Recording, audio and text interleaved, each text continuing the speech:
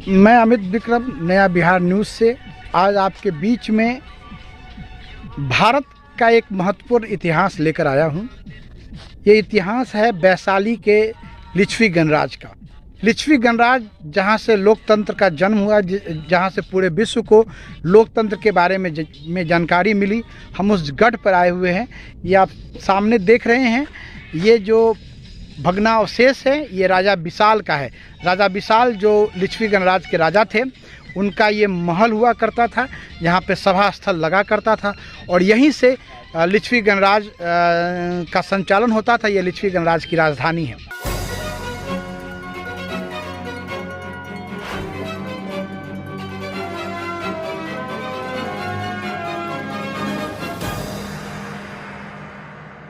एक board Bihar tourism के द्वारा एक लगाया गया है, राजा विशाल के गढ़ का भग्नावशेष। ये सामने जो आप अवशेष देख रहे हैं, हम आपको अवशेष के विषय में भी दिखाएंगे। आप अंदर लेकर चलते हैं। ये जो अवशेष है वो भारत का इतिहास है, भारत का गौरवशाली इतिहास है। लेकिन ये भारत का दुर्भाग्य रहा है कि हमारे इतिहास को दबाने का प्रयास किया गया है।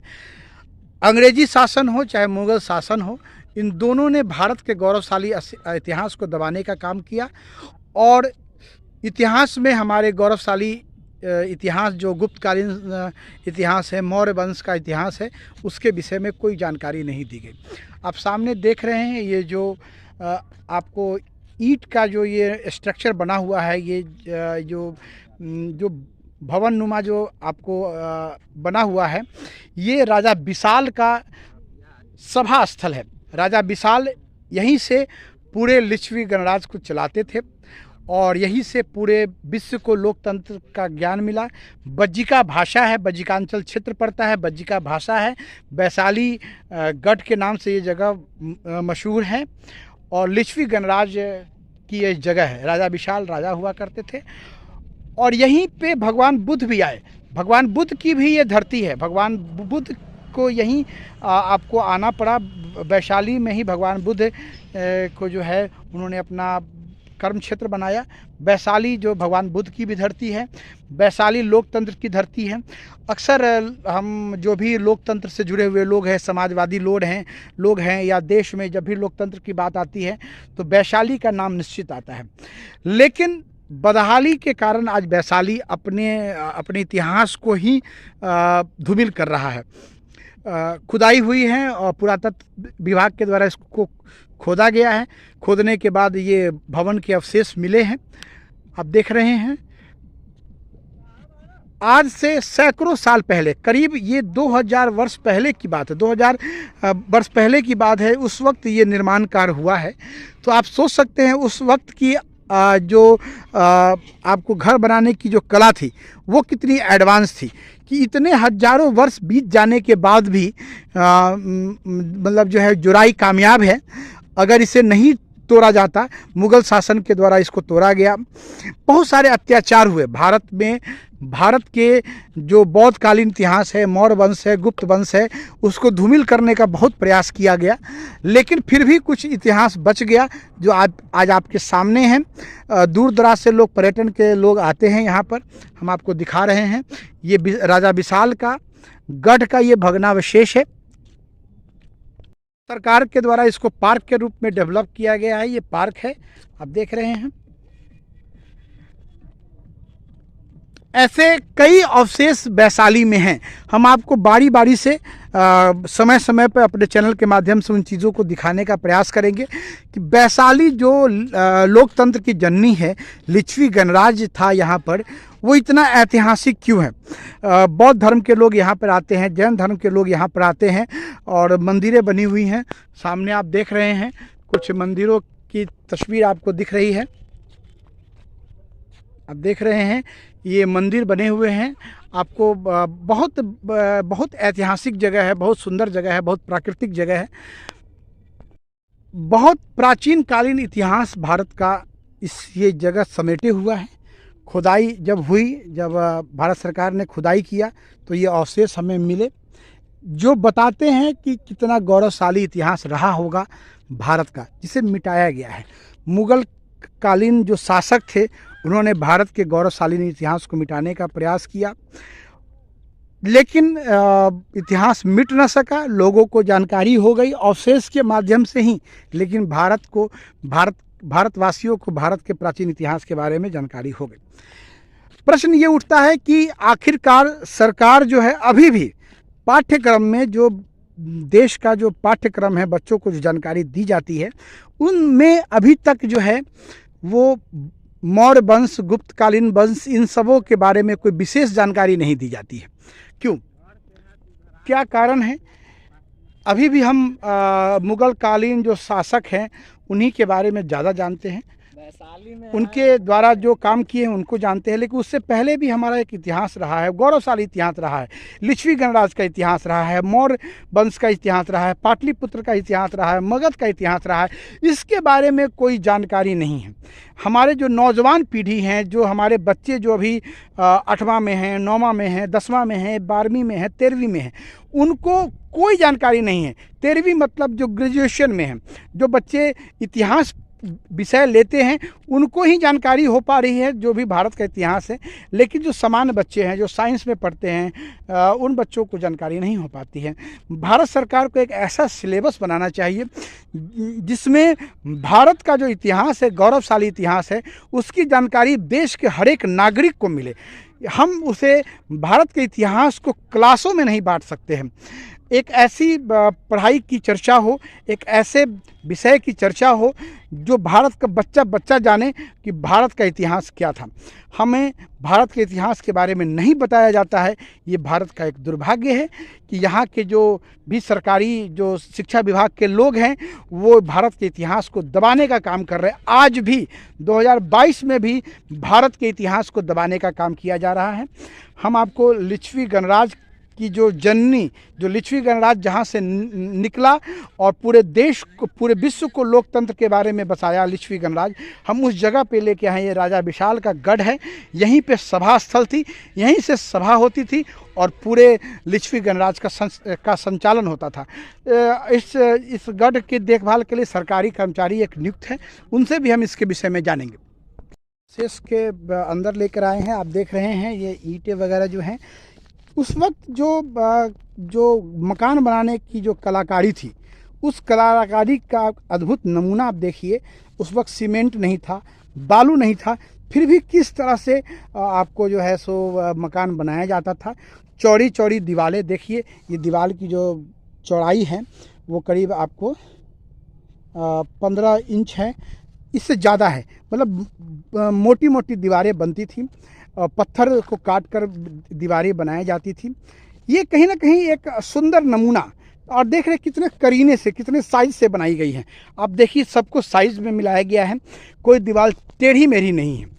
ये बताता है कि जो मकान बनाने की जो वास्तुशिल्प कला थी वो बहुत ही डेवलप थी भारत की। इस पे इंजीनियर्स को भी स्टडी करनी चाहिए कि उस वक्त की जो कला थी, बड़े बड़े मंदिर बन गए, पत्थर को काट के बनाए गए, बगैर पिलर के मंदिर है। बहुत ऐसे मंदिर है भारत में जो जिसमें लोहे का इस्तेमाल नहीं किया गया है। तो कहीं ना कहीं भारत को बहुत ही सुंदर भारत का वास्तुशिल्प कला था, लेकिन वर्तमान समय में इसकी जानकारी नहीं है। सिविल इंजीनियरिंग जो बच्चे पढ़ते हैं उनको इसके बारे में नहीं बताया जाता है। सीमेंट गिट्टी बालू का प्रयोग करके मकान तो बन रहा है, लेकिन ये मकान जो है वो बहुत ज़्यादा अस्थाई नहीं है।